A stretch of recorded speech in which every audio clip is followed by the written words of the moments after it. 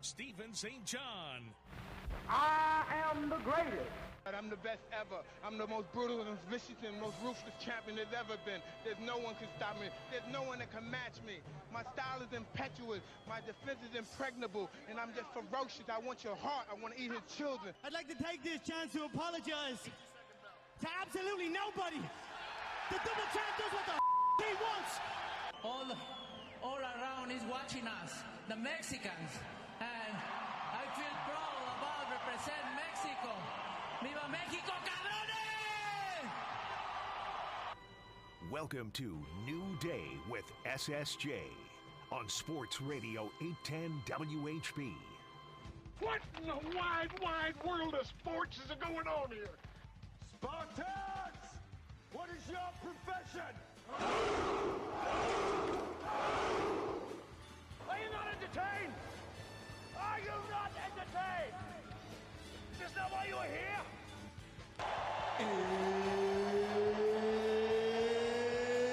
It's time!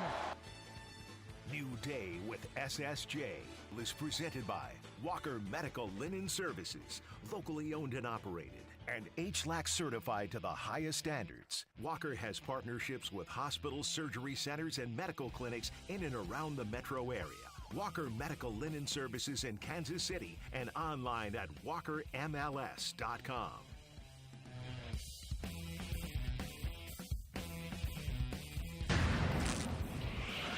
The Kansas City Royals.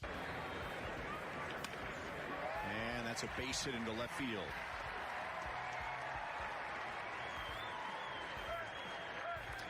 Base hit number 1,500 for Salvador Perez. Thank you, my friend. He joins George Brett as the only Royals ever with at least 1,500 hits and at least 250 home runs. Oh, he joins all kinds of clubs. What a clutch and consistent hitter he has been. 1,500. Congrats, Salvi. And that's grounded up the middle, and that's into center field. And Salvi is going to be waved home on Doyle, who has a great arm, and the throw is cut off. Line to left field and deep and gone. Michael Garcia hits a 3-run home run. And after a 1-2-3 top of the first inning in his big league debut, Tanner Gordon gives up 4 in the second inning. Deep right field, MJ Melendez hits a home run to right for his first hit of the series. And the Royals lead 5-0 in the 7th. A good sign for MJ Melendez. Give them an experience. You just never know when it's going to be your last. Hooking into the corner and gone over the tall left field corner, 347. And Bobby Witt Jr.'s third hit today is a 3-run home run.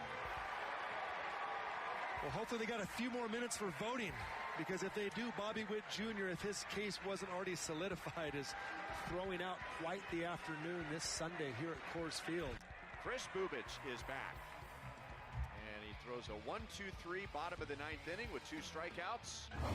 Second inning or third inning, whatever inning that was, with the string a couple base hits together. Nice to get Salvi to get his 1,500th right there. No waiting around. And then Michael put a good at bat together there, because there were a couple good sliders before that. I don't know exactly where that one was, but for him to stay through that, pretty sure he wasn't trying to hit a home run, but a good swing on a pitch that has given him some trouble. And then to be able to expand, it took a while, but MJ's homer and then the couple runs in the 8th, and Bobby's homer really put it out of reach. But for the guys to get something to feel good going into this off day is a nice touch.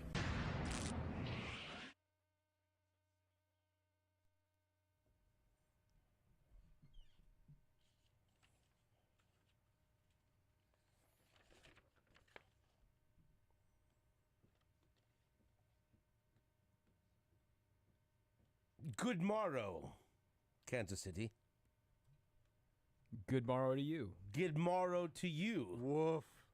And good morrow to you, Jake. Woof. Jake's back. Hey, here I am. He's back. Back in time to discuss Battle of Rook's Rest. Rook's Rest. I almost texted you guys last night. Lot of I almost did, but casualties.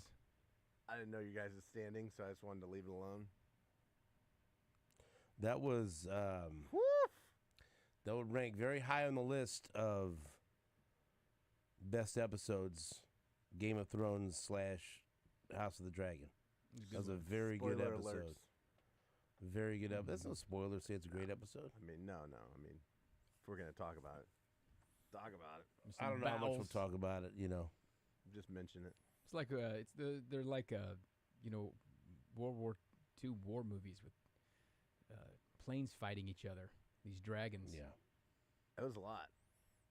I had to take a breath. That was a battle of dragons. Yes, it was a stressful. The Dance of the Dragons, what we've heard so much about. They were dancing. It's awesome. Let me tell you. Good way to end a week. Or start. Right. Depending on how you look at it. End. Yeah. That's the end for you? Yeah, don't. This is the start. Don't come here with that Nate Bukaty crap. Yeah. This is the start right now. Monday starts. Is the start of the week. Right now, the week just started. We just started the week. Sunday wraps up the weekend for me. That's the end of my week. That's the end of my weekend. We're not going to have this I don't debate. care. I'm not talking. I don't care what calendars. I don't care what anything says. Right. I don't care what someone says about what they do. They can do whatever they want. The end of my week is Sunday night. This is the start. Okay? I used to spend the end of my week with Tony Soprano. Now I spend the end of my week with Aegon. Aegon. Damian. Mm-hmm. And so this Reneses, well, all of them. You have any dreams like Damon's been having? Oh, I had terrible nightmares yesterday. I get that. Oh yeah. Oh, absolutely. I that resonates you wake with up me. with bloody hands. Living in Harrenhal. How about that witch?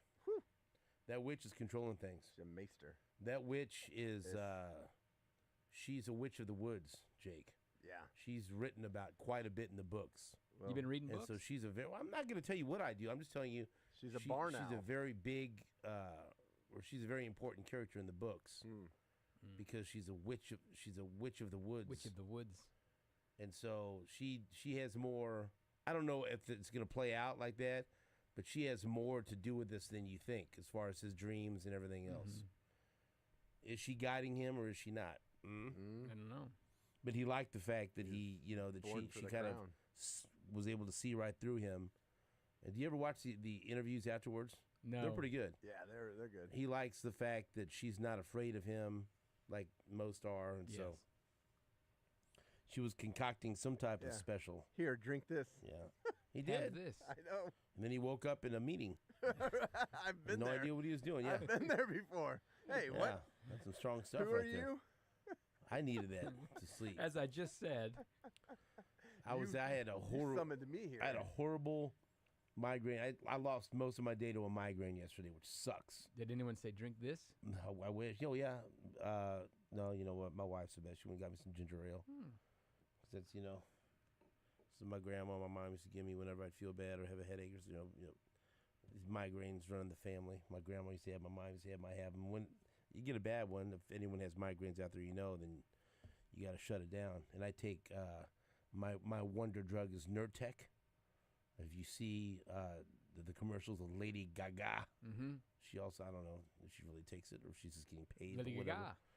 And so even that didn't really work. And so I was like, I'm just going to chill out here and relax. But then I may have slept too much because then I woke up at 1 in the morning. I couldn't sleep. So I've been rolling. I might have fell asleep about half an hour. But I did get up. I said, you know what? I've got to see. This will make me feel better if I watch House of the Dragon. And it did. And it wasn't really a feel-good episode. No. But it was, man, it's great. It's just great. Yeah. Entertaining. It's just great. We need something to watch. Because sports is, listen, the Royals played yesterday in the afternoon, but there's nothing on Sunday nights. Well, I got Sports a plethora. I've got House of the Dragon, which I got to wait for every week. I've got Mayor of Kingstown, which is fantastic. And then I've been very proud of myself. I'm watching Chef. I didn't binge. I did. Done. I know. I'm almost done. Done. I've got Chef. What's Chef? Chef the bear. Yeah, the bear. Okay. So I've got done 3 more. 7. Yeah, I think I have 3 more. I'm done. You're finished? Yeah. But that's easy. One episode's like 27 minutes. Yeah. It's easy. I've been taking to them like 2 at binge a that. time. Yeah. I went like 3 at a time, and Done. Well, you were off last week. yeah, I mean, You were able to watch.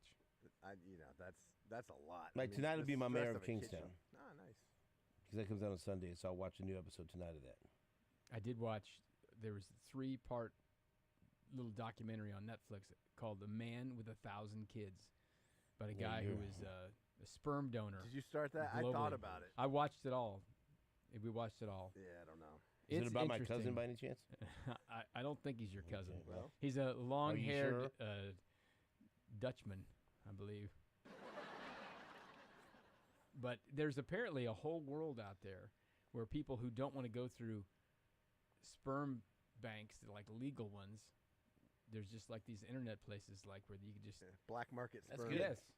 And he was Best place this to guy get it. was this guy was he was on one of these like deals, and he was going through the regular means, and he was flying all over the world because he wanted to have Spread his seed. he wanted to spread his seed, and he certainly did. I went to see 2 movies. I saw a movie. Let's see if we saw the same movie. On Friday night, I saw Maxine, I haven't seen that. and 2 of the people in it, Kevin Bacon's in every movie I go see now, which is good. Yeah, he's in And- the new Axel F. Yeah, every movie I see now. Yeah. And so he's a villain in everything I see now. Good villain. And more of a bit role, but I like to see Giancarlo Esposito, Mm-hmm. who is you Gus know who Fring. that is? Yeah, Gus. Yeah. And so it's always good when he pops up in Also, something. a guy in the jail scene in Trading Places. All right, One of his well, first roles ever. all over the If you place. go back and watch Eddie Murphy in Dan Aykroyd, he's in the corner in the jail. Gus Fring. Anyway, I'm a moron, so I didn't realize Maxine was the 3rd installment of a trilogy. The movie X and then the movie Pearl. And so I'm going to go back and but it was they promoted it where you could watch it standalone. We wanted to go see something scary. It was super gory. Susan got mad at a couple scenes, but it was pretty good. What else? It took place in 1985, so the soundtrack was really good. Then the next day, the whole fam went to go see Despicable Me 4 because we're always be a Minion family. These Minions, man, they are hilarious. I've never seen any. Are you kidding me? Right? No, The Minions are one of the best comedic forces. They always give you a in little preview. movies. I'm Yeah. always laughing at the 3. That's all it is. My son. And you can hear little things that they say. And let me tell you something. I always mention that Richie and Phil, even though they're now 21 and 27, Yeah. can't be together for 5 minutes without playing some kind of grab ass or smacking each other or start wrestling, whatever. It's like because they don't live under the same roof anymore, they revert back to being teenagers immediately, right? And so they love the Minions.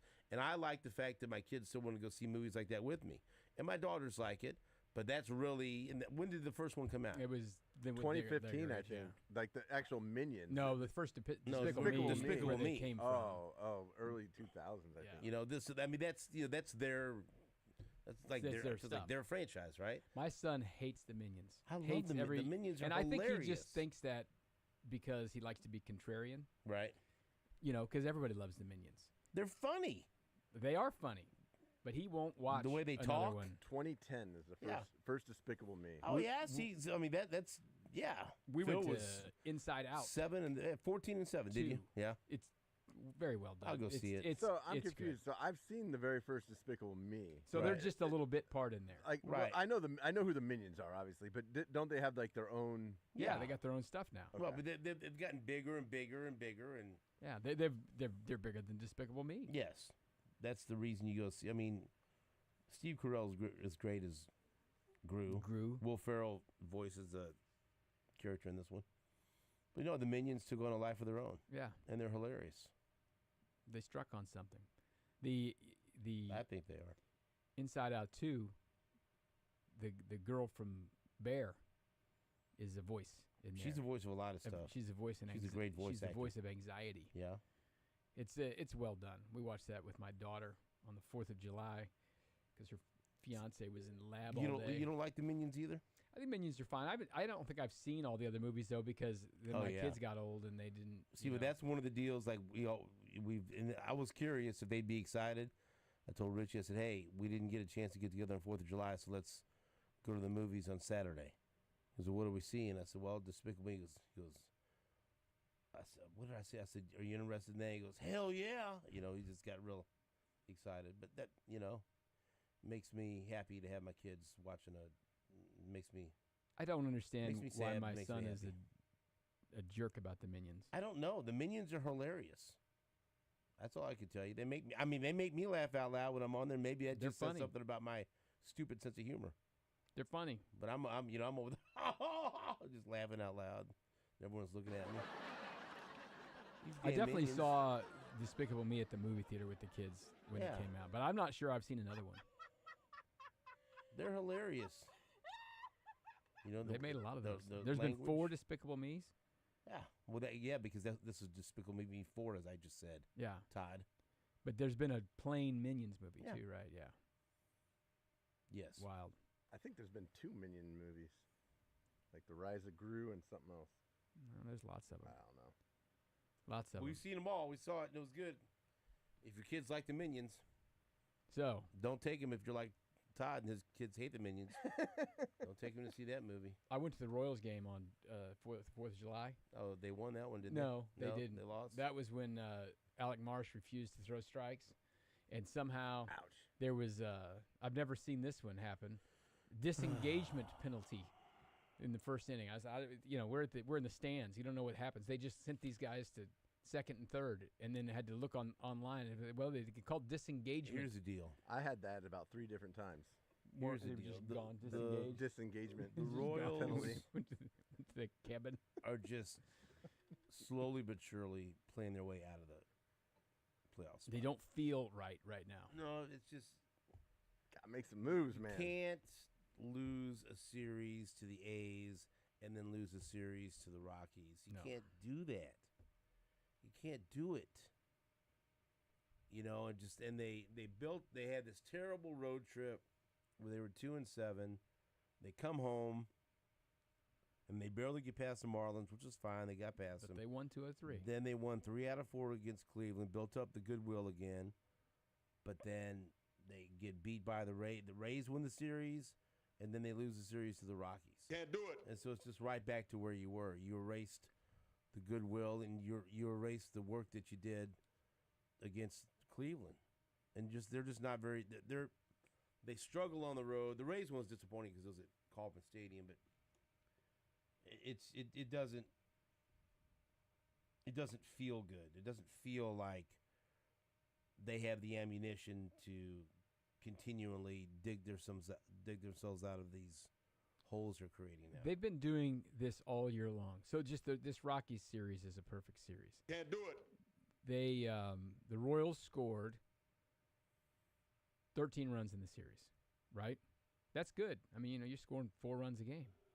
And the Rockies scored 8 runs in the series, but they won 2 of the games.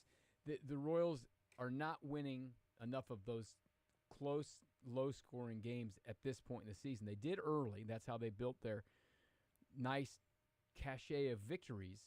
But now they're back to this, all right, we're going to win a game 10-1, and then we're going to lose 3-1 and 4-2. They did get completely screwed on Friday. Well, those things happen too. Right. I mean, but that was bad. That was all time. I think bad. they've gotten some really bad things happen to them this year on reviews and Elaborate on the getting screwed Well, for people that don't know what you're talking about. There was a ball hit to, was it right field? Blanco was playing right field. Yeah. And it was basically on the fence. It was just inside the park, and a fan, a young kid or a fan, reached over inside the yellow line. Jeffrey Mayer, is that and interfered with Darian Blanco trying to make the catch. It looked like he had tracked it down and had a really good shot at making that play. It was definitely fan interference, right? The kid reached into the field of play, interfered with Blanco, jumping back to make the catch, and it was called a home run. And they went to review it and went to New York, and they said it was what inconclusive, right? Which it blows my mind when you can clearly see shots all over the internet, all over Twitter. You can pause your television and see that this kid reached into the field of play. Into the field of play. And interfered with the play, which should be an out. That's 2 weeks in a row because last week was the foul ball. The foul ball, which was that ridiculous. They didn't know the rules on or whatever. No, I like that one. It was like to everybody. I thought it was pretty clear, but like you could, I don't. That wasn't. There was kind of question. I mean, not in my mind. The hard part about these when the fans involved is there's some sort of a judgment to it, but it looked clear to me. Right. And I think the Royals have had a handful of weird things like that happen the wrong way for them this year. They both were horrible. I mean, both those, but obviously. And they're home runs. Yeah. I mean, it's not like it's just, you're safe at first on some play. It's a home run. It's a big deal. So, but they got to be better in a lot of ways. But the good news was they have 4 All-Stars, and they're all deserving. I mean, that's why they are an over 500 team that's been competitive all year long, is because they've got these guys. The Royals have never had 2 starting pitchers in the All-Star game. Ever. So by the way, Brady Singer's been really good all year, and he's not going to get to go to the All-Star game because he didn't have no wins or whatever, but he was really good again yesterday. Many years, Brady Singer would be the All-Star just because someone's got to be on the team. You know, he's pitched well enough to be that guy. But Salvi and Bobby Witt, 1,000% deserve to be All-Stars. So that's cool that they're going to have some representation at the All-Star game. I don't understand how the Royals have never had 2 starting pitchers on the All-Star team before. It's wild. It's wild. If you look back at some of the great rotations they've had in the problem is 70s you've got to have great first halves. You know, that's the way it works. There have been years like I think Saberhagen win the Cy Young in '89. Yes. He didn't even make the All-Star game that year because he had a really hot second half. So, I mean, those things kind of happen that way. But they've gone a long time without starting pitchers even being on the team. There have been monstrous stretches during their career or the franchise history where they haven't even had anyone. Even back in the 80s when you're talking about they had a lot of really good starting pitchers. They weren't like Larry Gurrow was on the team in like 1980, but they had a lot of relievers make the team. But yeah, they never had 2 at once, and these guys are 2 very deserving, players to be on the team. And I think back in the day the rosters weren't as big either, so it's just different. Those things have changed over the years. Congratulations to Salvador Perez, Bobby Witt Jr., Seth Lugo, and Cole Reagans. Those are the All-Stars. Cool. And Brady Singer deserves consideration as well. Absolutely. And it'll be, the thing is in Arlington, Dallas, right? That's Bobby Witt's town. That's cool, right? That's where Cole Reagans was pitching last year. That's kind of a cool thing. So that's neat stuff, too. Salvi's been in All-Star games all across America. It's no big deal for him. 9-time All-Star. 9 times. And he got his 1,500th hit. The other 3 Jake guys in the first Open. time. So Salvi is continuing to elevate what we think is a Hall of Fame career. And it's kind of not, I'm not saying he's getting better with age, but he's certainly not declining. And I think they've done a great job this year, for sure, of getting that blend of DH first base catcher.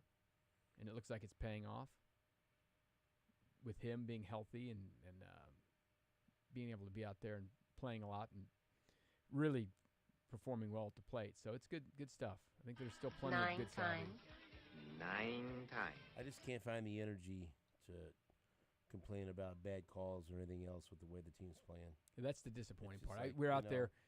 I go out there. Getting beat by the A's and the Rockies. Come on. We're out there on July 4th. I'm like, I'm going to take my dad out there, watch some fireworks. We used to have big 4th of July parties and all that stuff way back in the day. And so 4th of July is kind of you get old, there's not a bunch of kids around anymore. It's not like it used to be. So, we'll go watch the Royals. It's fun. He loves the Royals. So we get out there, and I'm like, all right, this will be good. We'll, got ourselves a little 2-hour and 30-minute game, watch some fireworks, whatever. This freaking thing is dragging out like it's 2013 or something. 3 hours and 23 minutes. As I said, disengagement call, I don't know, pitching changes galore, walks. I think the Royals threw 200 pitches plus. I don't know. Alec Marsh was no good. Carlos Hernandez comes in, gets through an inning. You're like, all right, you kind of got this thing going. Walks the first 3 guys. I saw Curtis tweet some stat out. he became the whatever number of pitchers, maybe 7 or 8 times in Royals history, to not allow a hit in an inning and allow 3 runs. I don't know what it was. It was just like, what is going on out here? And they just continued every time the offense would battle back, and then they would just, nope, we're not going to have this happen. And then, so we actually were like, it's just too late. I got to get out of here. We didn't stay for the fireworks. We left in the 7th inning. I still got home at 11 o'clock. Awful. And it was a loss. Stay for the fireworks? No. My son had to go to work. Oh, my wife was tired. That really pisses me off. My dad was freaking tired. They frustrated me. Wasted those tickets. We watched baseball. You don't go out there on 4th of July to watch baseball. You go out there to watch the fireworks. Wow. Yeah, here's the good news. Wow, dude. Here's the good news. Wow. When other people wanted those tickets to go watch the fireworks? We are during the game, you could see Independence and Raytown shooting their own fireworks off in backyards. So it's like one of the best firework displays in Kansas City. I know. And that's the whole point of going. That's how bad that game was. No. Yes. Then you say, hey, we'll just get through this game, then we're going to watch a great fireworks display.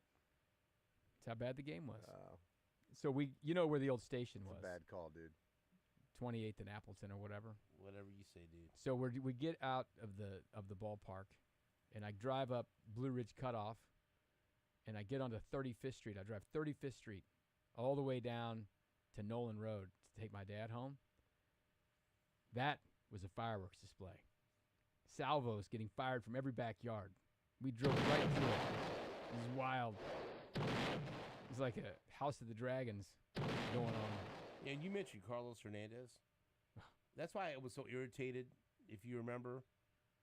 When was it, a couple of weeks ago, when Seth Lugo was removed from a game early? And he got put in. And no, it wasn't just he got put in. One of the reasons that they cited taking Seth Lugo out was, because of the way they felt about Carlos Hernandez. Mm-hmm. Like I don't think they feel that way anymore. Well, they shouldn't have felt that way then. I told them not to feel that way then. That should never be a reason to take Seth Lugo out. And I know I'm going back a couple of weeks. Sorry, but they kept in my mind. Like, if you're one of the reasons, you know what, we're going to take Lugo out here because of the way we feel about Carlos Hernandez. Nope. No. Don't ever say that, because that's going to come back and bite. That comment will come back and bite you. So that's all. Here was Curtis's stat about Carlos Hernandez, the 10th pitcher in Royals history to allow 3 earned runs despite not giving up any hits. And how about these names? You ready for these names on this list? How we felt about Carlos in that situation, so all those things factored in. You should never feel anything about Carlos in any situation. Going back, how about Kyle Zimmer? Is that a name that you want to be on a list with? Nope. Do you remember someone named Justin Grimm in 2018 for the Royals? I don't. Jorge De La Rosa, Jason Grimsley, Enrique Burgos, Mark Davis. Yep. Now, this is my favorite one. Goofy. I remember this one because I was at this game. Miguel Asensio. Remember Miguel Asensio? His very first game he'd ever pitched in his life, his major league debut. I remember being out there. BMAC got a bunch of tickets once. I think we were in a dugout suite. And Miguel Asensio came in, and they were getting hammered already by the White Sox. And this was like the big, nasty, mean White Sox, all those dudes, Frank Thomas and all of them. Miguel Asensio came in and threw 16 pitches. Yeah. All balls. All balls. And then they took him out, and all of those runs scored. So if you go to Miguel Asensio's game logs for his Major League Baseball history, his first day, there is no number. It says INF. That stands for infinity, because Baseball Reference doesn't have the little infinity symbol, so I just write it in there. The man's ERA was infinity after his Major League debut of four walks in a row, 16 pitches. Carlos Hernandez made me feel that way on Friday night, so mad. He took fireworks from me.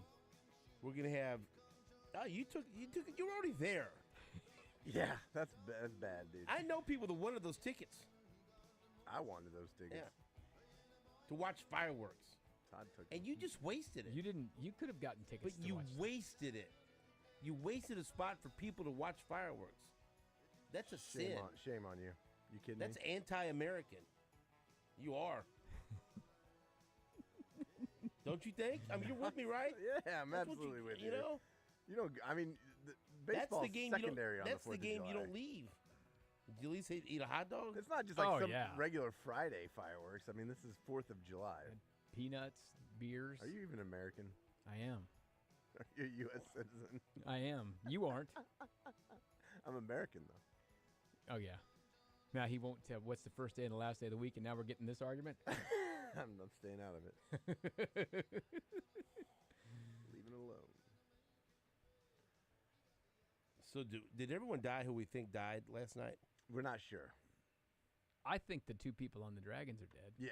I mean, I think and one for up. sure. One for sure. She's dead. Well, he the kid's dead. Nah, maybe. You think maybe he's not? They're going to get a maester I think on him? that you don't watch the scenes. The trailer seemed like maybe he's not. But also there was a reference to King Aegon. Or what's the brother's name? Aemond. These names are too close. He's like the 3rd one. Yeah.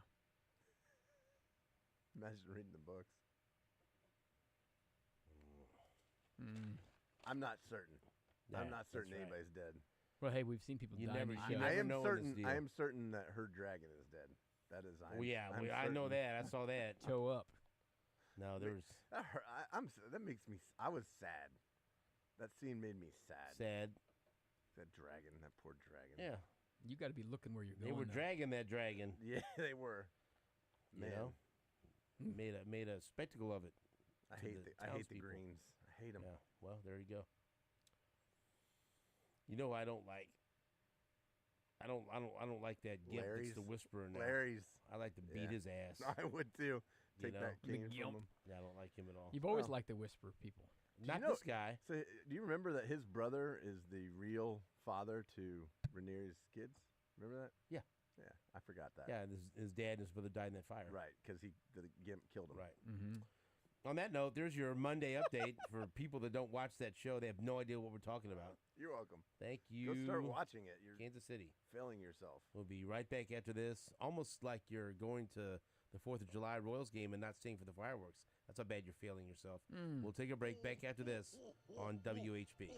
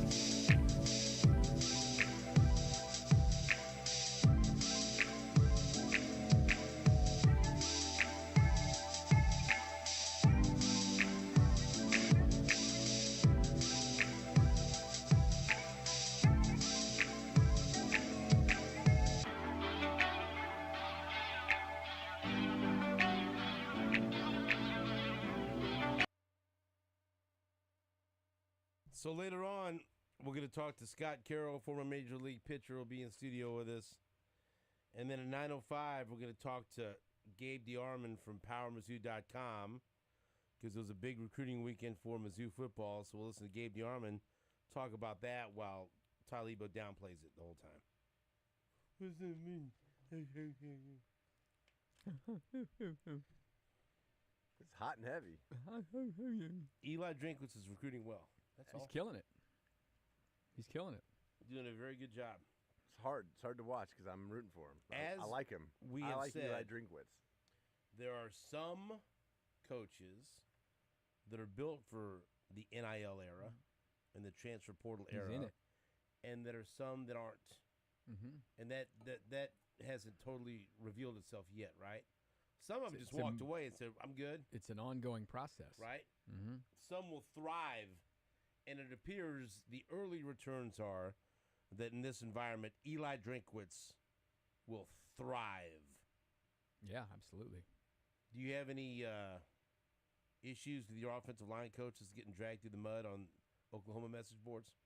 Listen, I'm asking you. I don't know. No, I don't have any problem with anything happening anywhere on any message boards because you're all over the message boards. No, I'm not. What's your name on there? I don't have a name on message Sooner boards. Todd? I don't post on message boards. I don't even read message boards. Sooner Really. Todd. I see things that Jake sends us. Yeah. Oklahoma's offensive line coach is great, and he's produced. There's more Oklahoma linemen in the National Football League than any other school right now. They're mad at him as not being a good recruiter. Is he the same guy's been there for a while? Yeah, he's a coach. I don't know. You can go. You want to go learn how to play and get in the National Football League, or you want to go get a shiny trinket from somewhere else? I don't know. That's the hard part of recruiting these days. And I think Oklahoma. Are you not willing to pay? No, they pay people, but how much? I don't know. Haven't you always paid people? Always. They've been doing that for years. So I mean, aren't you? Why are you complaining about paying? Pay to play. Because it's legal now. They liked it when it was outlaw. No. It was $100 handshakes back in the day. Yeah. $1,000 handshakes. Different. I do think we'll talk about this with Gabe. We don't need to spend a lot of time talking about Oklahoma because I know people don't want to hear about that very much. But Brent Venables, for me, they're doing a great job recruiting. By the way, they've got great classes and all that. For the last every year he's been there, they're doing a great job with that. But he is still got some old school to him too. They've embraced NIL and that stuff, but I don't think they've embraced it 1,000,000,000%.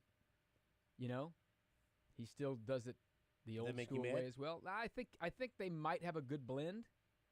We'll see, though. We'll see. You don't like to see kids who you recruit to come to your school get to play and play well and then just leave. But that's how it goes. Where are you going later today? Going to Las Vegas. You're going to see the Grateful Dead at the Sphere, right? Big 12 Media Days in Big 12 country. Las Vegas. So did you see the Big 12 football poll as voted on by the media? I did. Did you vote on this? I didn't see my ballot in, no. It's like the fireworks. Wait, you had a ballot? Yeah. I would have voted. What the hell, dude? Why would you even have a ballot if you don't vote? What the hell? Honestly, give me a reason why. No, give me a reason. Because your dad wanted to go home? Because you wanted to beat parking? Because the game was taking too long? What? I was on vacation when the ballot came. You know that you see that email function that's forward? Yeah. I'd have filled it out for you. We could have done a show ballot. Here's the hard part about it. I honestly think this year's Big 12 preseason ballot, anyone who really knows what, nobody knows. This league is just like, you know. No, you don't. 5 different teams received first place votes. There you go. Who was the number 1 team, Jake? Did you see this? I had not. Okay, well, don't look at nothing. Now we can start some fun with this. The number 1 team got 20 first place votes. The number 2 team got 19 first place votes. Number 3 team got 14 first place votes. Number 4 team got 5 first place votes. Number 5 team got 3 first place votes. That's it for first place votes. Let's see how many of the top 5 you can name. in this new look Big 12 that features 16 football teams? I would say Utah. Utah's the number 1 team. Yeah. Now, What are you next looking at in question. there? Nothing. Next Just the question. teams Who- in the Big Utah 12. received 21st place Just votes. the teams in the Big 12. Who is the head coach of Utah? Urban Meyer. Yeah. Incorrect. No. What? He hasn't been there for 20 years. Urban Meyer and Alex Smith's the quarterback. Yeah, right. That's why they're number 1, right? I do not know that answer. Say Steven, it. do you know? Say it. Do you know it? I know it. Say it then. Andy Reid. Wrong. Who is it? Kyle Whittingham. Yeah. Whittingham. Former. Missouri Tiger. Or was he? No, he's not. He's been there a long time. He is a I don't think so. strong jaw. Mm-hmm. Kind of looks like Mike Vrabel a little bit. He's got a son on the chief staff. What? Mm-hmm. One of the assistants down there. All right. Number 2. Kansas State. Yeah. Now he's just reading the list. See, you're clearly reading the I list. am not You're reading not the gonna list. get the first 2 out of 16. Just Why would I not? Those are clearly the 2 best teams. number 3. Let's see, Kansas. Nope. Oklahoma State. Ah, Number 4. Kansas. Kansas. Number 5.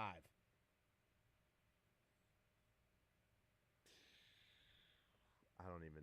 Desert Swarm defense. Oh, Arizona State. Arizona. Nope. Arizona. Now, here's a question. Arizona State's last. Can you tell me who the coach of Arizona is? No way. No. Can you tell me who their coach was last year? I'll tell you this. He is now the head coach at Washington, and he was on Bill Belichick's staff a few years ago. Oh, geez. Jed Fish was the Jed guy Fish. who left. Now, Jed who Fish. replaced him? Okay. Who is it? Brent Brennan. Oh, yeah. Brennan. Double B's, we call him. They call him BB. No.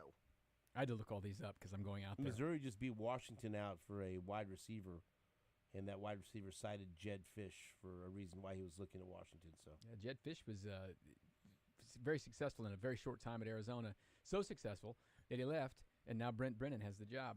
So Utah, Kansas State, Oklahoma State, Kansas, Arizona, Iowa State, West Virginia. That's your top 7. You know me. You know who's coaching Iowa State? Who? That's Matt Campbell still. West Virginia is still Neil Brown. Right. And then UCF is 8th. That's still Gus Malzahn. Number 9, Texas Tech. Yep. Still Joey McGuire. 10's TCU. Dykes. 11's Colorado. Who's coaching Deion Colorado? Sanders. You knew that one. Woo! 12 is Baylor. Yep. Who's coaching Baylor, Jake? Guy Morris. No, he's not. He's not. That's hot coffee. Dave Aranda. He's the damn Big 12 Yeah. championship coach. 13's BYU. Who's BYU's coach? Kalani Sitake. Yeah. 14's Cincinnati. Who's their coach? Just say it. Scott Satterfield. 15 is Houston. Now, this is a brand new coach at Houston. Connections to this area. yeah. Willie Fritz. Willie Fritz. There we go. 16 is Arizona State. Dare I ask? Herm Edwards. It's not Herm. Oh, man. A man named Kenny Dillingham. I'm not good at this game. I looked these all up last week. Otherwise, I would not have known. I don't know what a Kenny Dillingham is. But I'm going to talk to him this week.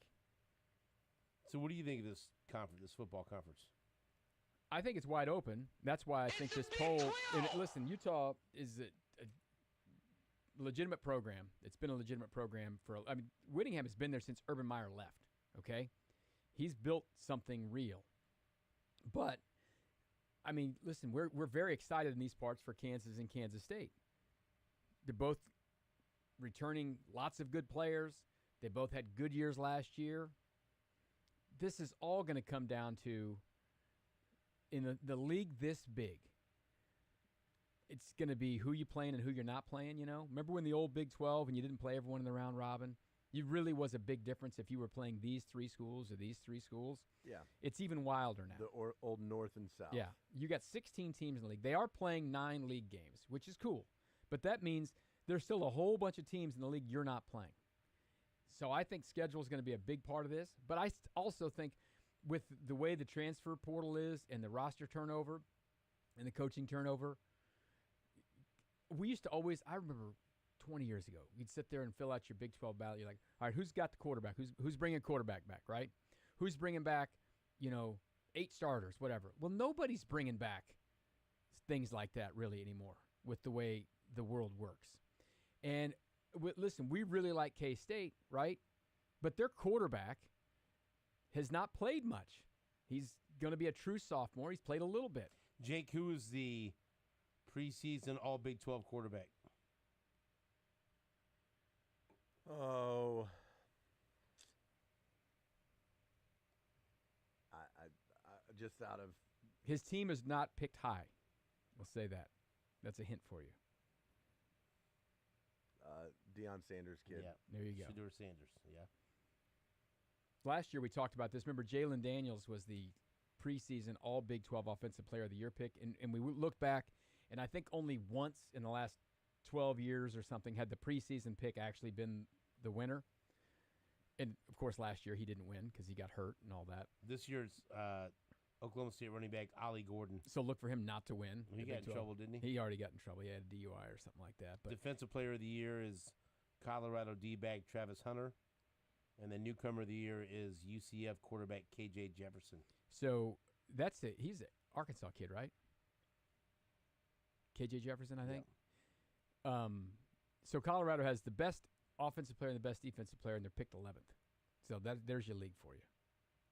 Is there nobody from K-State on the first team anywhere, offense or defense? No, that's what K-State's all about. They're about a team. Kansas has 2 defensive backs, Kobe Bryant and Melo Dotson. Mm-hmm. Studs. No, there's got to be. I mean, K-State deserves to have somebody on there. No? There's some bulletin board material. Yeah. It'll be fun. I'm excited to go out there and see what's up. They're having this media days. At the Sphere? At the Allegiant Stadium. So it'll be right there where the Chiefs won the Super Bowl. Yeah. And where the Raiders lose games. Quite regularly. And they had, what was, one of the Copa Americas was there the other night. Was that Brazil? Brazil, Uruguay. Yeah. Yeah, the shootout. Yeah, the shootout. So they use that building for a lot of stuff. Copa America. Yeah, this guy didn't get a chance to answer to after he guaranteed the U.S. men's national team was going to win that game. he said there was no problems, and then they lost to Panama. Remember? Yes, to Panama. Yes.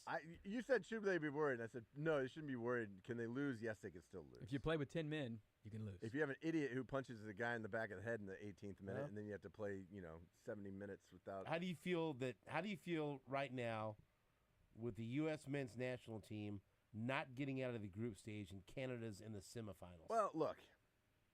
That's a legitimate question. I feel, honestly, I feel pretty good. Oh, my God. You would have been so pissed off the other day when Nate was in here. I feel pretty good because that means there's no chance that Greg Berhalter is going to be coaching this team for the 2026 World Cup. So You know how Nate's painting himself now? Oh, boy. I have no idea. I did not. Who's the guy from Canada? Jesse Marsh. He's a Jesse Marsh guy now. Is he really? He really is. Yeah, of course he is. That's what that's been the whole time. The right he's been choice that way. the whole time. He's always said that. Wrong. I would love you. I don't know if you're screwing with me or not. He was. I go. Now, don't you think now it's time to admit that maybe Jake was right about this? Well, I said you wanted Jesse Marsh. No, I love Jesse Marsh. He would have been a great choice for this. But when they hired Berhalter, he's like, yeah, this is great. No, I'm like, no, this is not great. This is horrible. You should only get 1 cycle. You shouldn't get 2 cycles. He did fine. He still had some crucial errors. They lost to the Netherlands.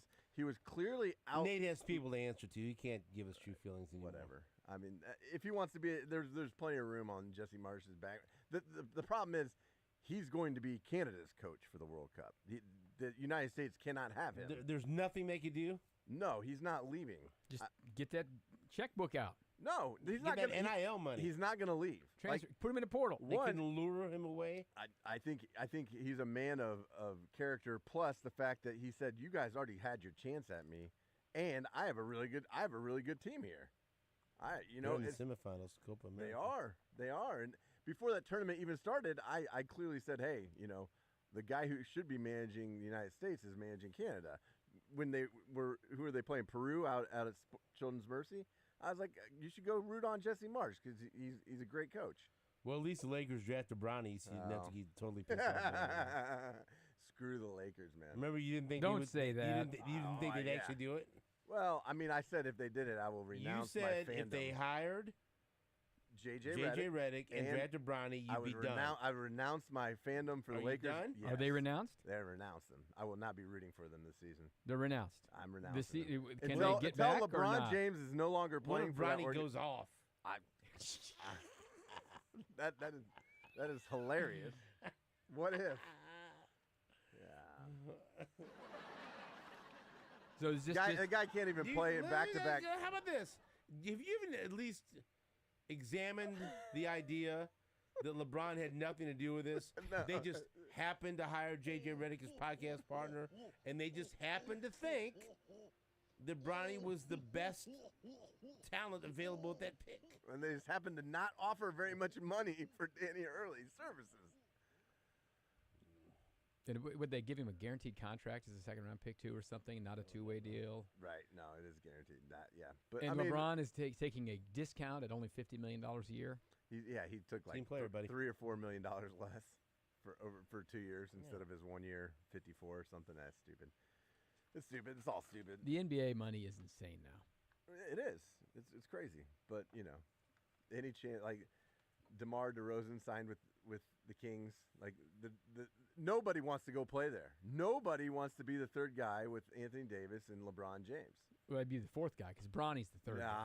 They drafted Dalton Connect. That was a good draft pick. I thought it was a really good draft pick. I was like, maybe they aren't going to screw this up. Too bad you can't root for him. I know. Done. I can root for him How long does this last? In about 3 years. As soon as LeBron's gone, I'm back on. You're back. I'm back in. Now, they've just gone from playing because he'll be the GM or something. Oh, if he's part of the when he's gone, when he's done with the organization. He's got to be gone. He's got to be gone. Gone. Yeah. On that note, we'll break back after this on WHB.